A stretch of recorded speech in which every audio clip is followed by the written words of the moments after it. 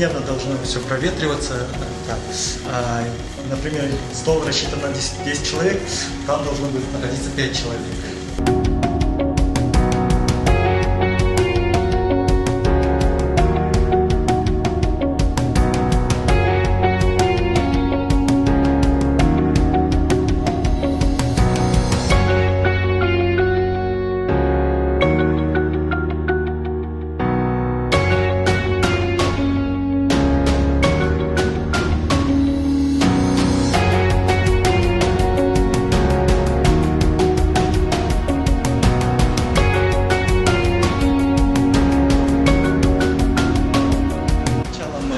Все работники должны пройти термометрию, записать на журнале. Если у кого-то больше 37 градусов температура, вы его отстраняете от работы.